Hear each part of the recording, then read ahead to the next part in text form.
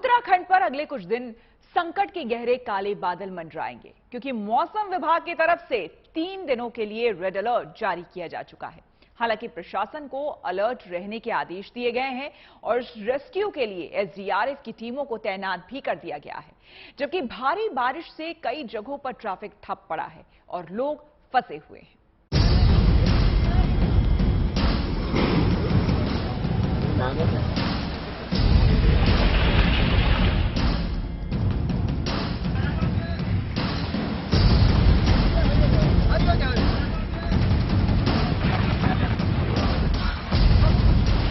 देवभूमि उत्तराखंड में कुदरत के कहर से त्राहिमाम मचा हुआ है।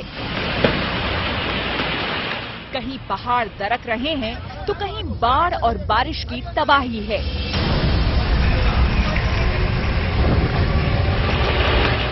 हालांकि मॉनसून के दिनों में अक्सर यहां पहाड़ दरकते हैं, रास्ते रुकते हैं, लोग घरों में कैद होते हैं।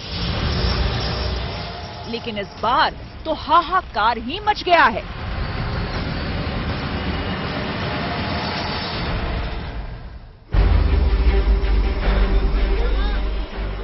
जब सैलाब नदियों से निकलकर सड़कों पर आ जाए तो ऐसे ही हादसे होते हैं। देखिए, सड़क पर बाढ़ का पानी सैलाब बनकर बह रहा है और उसी सैलाब के बीच से ड्राइवर बस को निकालने की कोशिश कर रहा है, लेकिन सैलाब इतना तेज था कि बस को अपनी आगोश में ले लिया।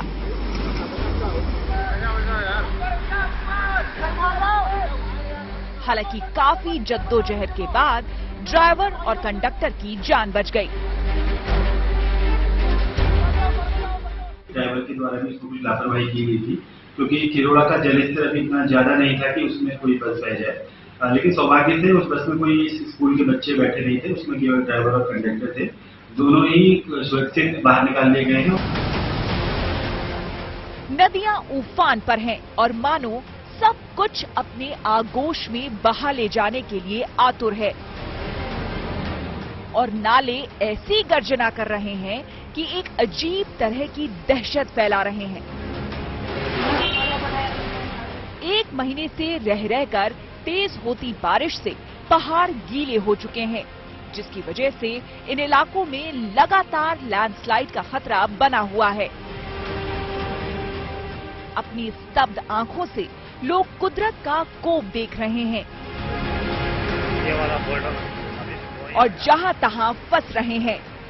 वहीं 4 धाम यात्रा पर निकले लोग तो कई कई दिनों तक फंसे रह जाते हैं और कोई नहीं जानता कि चलते चलते कहां मुसीबतों का पहाड़ टूट पड़े। उत्तराखंड में मानसून की वजह से 4 धाम यात्रा में लगातार रुकावटें और परेशानियों का सामना श्रद्धालुओं को करना पड़ रहा है। कल रात रुद्रप्रयाग के सिरोबगढ़ में देर रात ट्रैफिक बाधित हो गया लैंडस्लाइड की वजह से और आज सुबह उस ट्रैफिक को सुचारू किया गया था और यही हाल पिछले कई दिनों से रुद्रप्रयाग से लेके कर्णप्रयाग और उसके बाद जोशीमठ से बद्रीनाथ तक की यात्रा में देखने को मिल रहा है। कभी लैंडस्लाइड जैसे हालात हो जाते हैं जिसकी वजह से ट्रैफिक बंद हो जाता है, तो कहीं NH-58 का एक हिस्सा बरसाती नाला बहा के ले जाता है। पुरसारी के पास NH-58 का 80 मीटर तक का हिस्सा ढह गया है और इन्हीं हालातों की वजह से श्रद्धालुओं को कई सारी परेशानियों का सामना करना पड़ रहा है 4 धाम यात्रा में और साथ ही बद्रीनाथ तक के मार्ग में कई सारे खतरे, रोड लैंडस्लाइड जैसे खतरे श्रद्धालुओं के लिए बने हुए हैं। लेकिन इन मुसीबतों के बीच जिंदगी तो चलानी ही है, लिहाजा खतरनाक हालातों के बीच भी घर से निकलने के अलावा कोई चारा नहीं है। ये तस्वीरें रामनगर की है। एक के बाद एक लैंडस्लाइड ने हाईवे को भी रोक दिया है। 4 धाम यात्रा के शुरू हुए कुछ ही दिन बाद बारिश और भूस्खलन ने अपना रौद्र रूप दिखाना शुरू कर दिया था और फिलहाल ये परेशानी अभी टली नहीं है। आज खतरा नैनीताल, चंपावत और बागेश्वर में है, जहां येलो अलर्ट जारी किया गया है। यानी जोरदार बारिश होने के आसार हैं। लेकिन ऐसा नहीं है कि इन इलाकों के अलावा बाकी इलाकों को बारिश से राहत मिलने वाली है। मौसम विभाग ने उत्तराखंड के कई जिलों के लिए आने वाले दिनों में ऑरेंज और रेड अलर्ट जारी कर दिया है। नैनीताल, पौड़ी, टिहरी, बागेश्वर जैसे जिलों में संभवतः कल, परसों और आगे 2-4 दिनों तक भारी और अति मूसलाधार बारिश होने की संभावनाएं हैं। इसके तहत मौसम विभाग ने एडवाइजरी भी जारी की है, जिसमें किसानों को एक्स्ट्रा ड्रेनेज वाटर को बाहर निकलने के पैसेज के लिए कहा गया है और साथ ही डिजास्टर मैनेजमेंट अथॉरिटीज और स्टेट गवर्नमेंट को भी अलर्ट मोड पे रहने के लिए मौसम विभाग ने कहा है। इसी के तहत एसडीआरएफ की कई सारी टीमें केदारनाथ, बद्रीनाथ यात्रा के रूट पे और साथ ही बागेश्वर जैसे जिलों में एक्टिव दिख रही है, खास करके उन इलाकों में जहां पे लैंडस्लाइड का खतरा बना रहता है।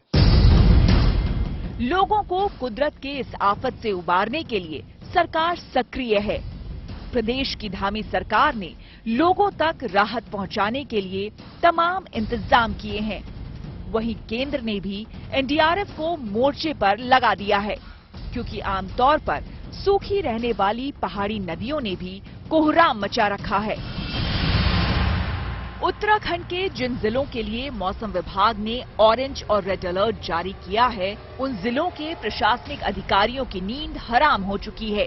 एनडीआरएफ और एसडीआरएफ की टुकड़ियों को खतरे वाले इलाकों में भेज दिया गया है। लेकिन सवाल है कि ये इंतजाम कितना काम आते हैं।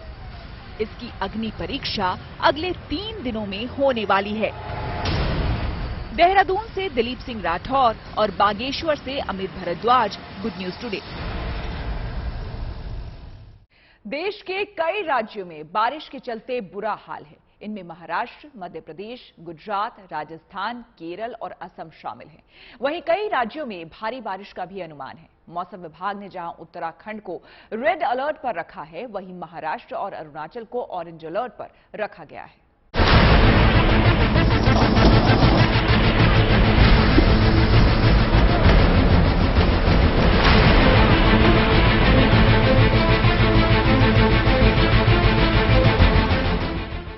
मानसून की मनमर्जियों से देश के कई राज्यों में बाढ़ और बारिश से कोहराम मचा हुआ है। आने वाले दिनों में कई राज्यों में भारी बारिश का अलर्ट जारी किया गया है। उत्तराखंड में 3 दिनों तक यानी 19, 20 और 21 जुलाई को मूसलाधार बारिश होने की आशंका जताई गई है, जिसकी वजह से मौसम विभाग ने रेड अलर्ट जारी किया है। क्योंकि अगले 4 दिन उत्तराखंड के लिए भारी मुसीबत वाले दिन हो सकते हैं। मौसम विभाग के रेड अलर्ट के बाद उत्तराखंड के मुख्यमंत्री पुष्कर सिंह धामी ने सभी जिलों के जिलाधिकारियों से सतर्क रहने के लिए कहा है। इसके साथ ही किसी भी आपदा से निपटने के निर्देश भी दिए हैं। हम तैयार हैं। जहां पर आपदा प्रबंधन के अधिकारी हमारे सभी लोग अलर्ट हैं। हमारे सभी जिलाधिकारी, सभी जो शासन के आला अधिकारी, सब लोग लगे हुए हैं। सभी रेड अलर्ट जारी किया हुआ है। जैसी जैसी सूचना आएगी उसके आधार पर हम काम करेंगे। उत्तराखंड के देहरादून, टिहरी, पौड़ी, नैनीताल, चंपावत, उधम सिंह नगर और हरिद्वार जिलों के कुछ स्थानों पर भारी बारिश का अनुमान है। ये जो काले घने बादल आप पहाड़ों पे मंडराते हुए देख रहे हैं, असल में इसे उत्तराखंड के लिए खतरे की घंटी मानी जा रही है। मौसम विभाग के अनुसार अगले 3 दिन उत्तराखंड के अलग अलग जिलों के लिए परीक्षा की घड़ी होने वाली है।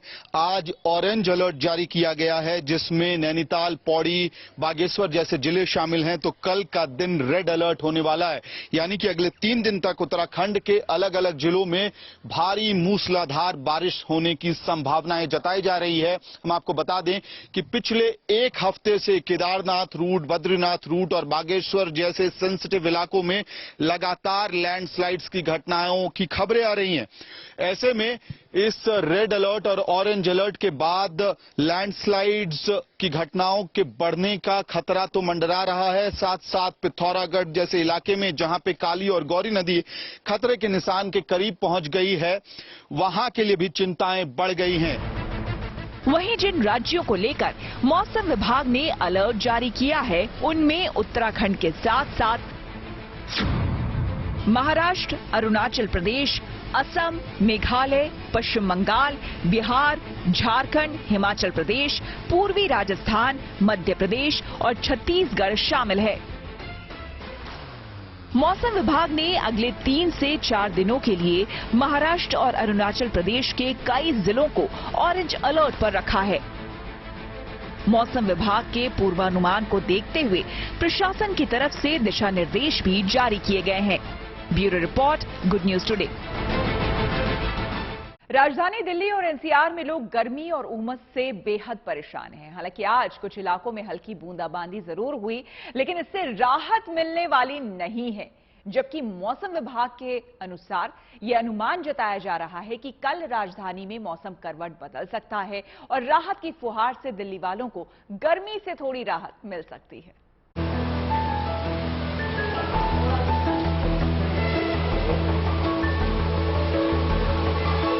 राजधानी दिल्ली में भीषण गर्मी के बाद कुछ इलाकों में राहत की फुहार पड़ी तो है, लेकिन चिलचिलाती गर्मी और उमस के लिए ये काफी नहीं है। दिल्ली में जुलाई के महीने में अभी फिलहाल वैसी बारिश नहीं हुई जैसी होती है। जुलाई में अब तक ज्यादातर दिन मौसम उमस भरा और गर्म रहा है। हालांकि अब देर से ही सही राजधानी में मॉनसून के सक्रिय होने की उम्मीद जगी है। मौसम विभाग का अनुमान है कि अगले 24 घंटे में पारा चढ़ने के साथ उमस भरी गर्मी बढ़ेगी और अगले 2 दिनों तक बारिश को लेकर संभावना कम है। जबकि 20 जुलाई के बाद मौसम करवट ले सकता है और सामान्य दर्जे की बारिश हो सकती है। यानी गर्मी और उमस से लोगों को राहत मिलने वाली है और आने वाले दिनों में तापमान में कमी के साथ ही मौसम खुशनुमा रहेगा। अभी जो है अभी ट्रफ नॉर्थ आ रहा है, मॉइस्चर भी और बढ़ रहा है। कल 68 था, आज भी आफ्टरनून में 58 रिपोर्ट किया गया 11:30 में। सो ये तो फील फैक्टर तो रहेगा। जैसे लगता है कि बहुत ज्यादा तापमान है, ये हर साल होता है, इस साल न्यू नहीं है। रेन जो है दिल्ली में अभी बहुत सारा कंडीशन फेवरेबल कर रहा है कि नेक्स्ट 2-3 दिन क्लाउड बढ़ेगा और रेन होगा। इस बार 1 से 17 जुलाई के बीच दिल्ली में 16% कम बारिश हुई है। स्काईमेट के मुताबिक 1 जुलाई को 117 और 17 जुलाई को 30 मिलीमीटर बारिश हुई है। मौसम विभाग के अनुमान के मुताबिक मॉनसून लगातार उत्तर की ओर बढ़ रहा है। इसके चलते उत्तर और उत्तर पश्चिमी राज्यों में अच्छी खासी बारिश हो सकती है। ऐसे में अगर इस बार मौसम विभाग का अनुमान सही साबित होता है तो उत्तर, दिल्ली, हरियाणा, पंजाब जैसे राज्यों को बड़ी राहत मिलेगी। तो ये जो मानसून है ना, इसकी जो वेरिएबिलिटी है नेचुरल है। कहीं एक्टिव होता है, कहीं वीक होता है या ब्रेक होता है, ये हम ही ओनली मॉनिटर करते हैं और हम ही ओनली देखते हैं।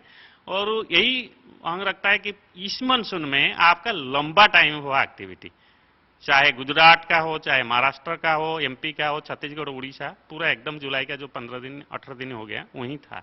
अभी बारी आया उत्तर प्रदेश, झारखंड, बिहार, दिल्ली, पंजाब, हरियाणा में, और वो शुरू हो रहा है आज या कल से बहुत ज्यादा एक्टिविटी होगा। ठीक है। मॉनसून के उत्तर में आने पर जम्मू कश्मीर, हिमाचल प्रदेश, उत्तराखंड, पंजाब, हरियाणा, चंडीगढ़ और उत्तर प्रदेश में 19 से 22 जुलाई तक बारिश हो सकती है। हालांकि दिल्ली एनसीआर में गर्मी और उमस से लोग बेहाल हैं और उन्हें राहत वाली फुहार का बेसब्री से इंतजार है। Bureau report, good news today. वैसे हिंदुस्तान ही नहीं बल्कि यूरोप भी सूरज की तपिश से तड़प रहा है। जी हां, लंदन से लेकर फ्रांस और स्पेन से लेकर पुर्तगाल तक लोग गर्मी से बिलबिला रहे हैं। मौसम वैज्ञानिकों का मानना है कि ये जलवायु परिवर्तन का साइड इफेक्ट है, लेकिन समय रहते सावधान नहीं हुए तो आने वाले सालों में ये गर्मी और रुलाएगी।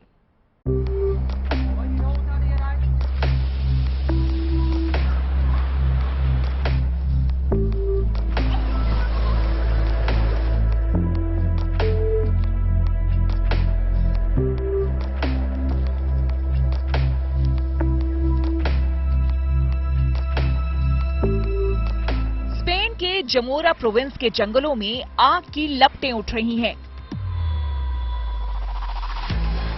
और ब्रिटेन में तो गर्मी ने सारे रिकॉर्ड तोड़ दिए हैं। वहीं फ्रांस का पारा 40 डिग्री के पार जा पहुंचा है। यूरोप में टेम्परेचर का टॉर्चर इतना हाई हो चुका है कि हीट वेव से इन देशों में कोहराम मचा हुआ है।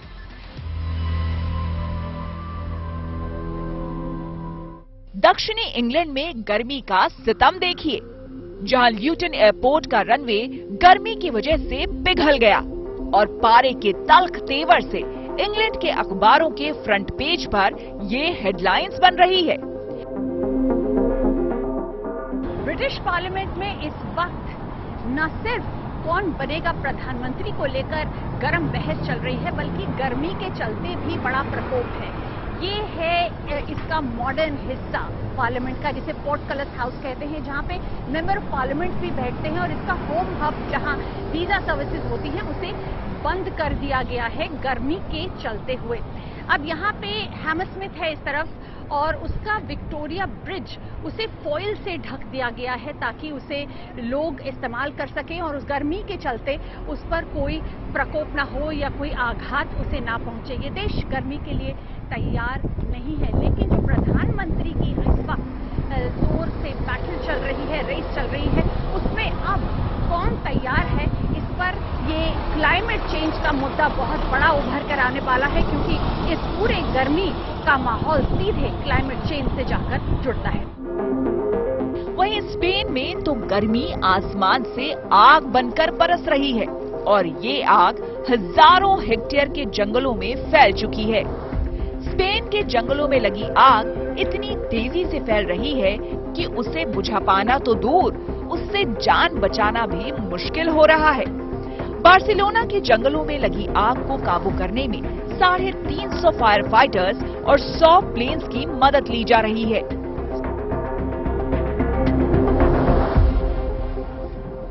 स्पेन के जमोरा में ये आग पटरियों के इतना नजदीक पहुंच गई कि ऐसा लग रहा है जैसे पूरी ट्रेन आग की लपटों में घिरी हो।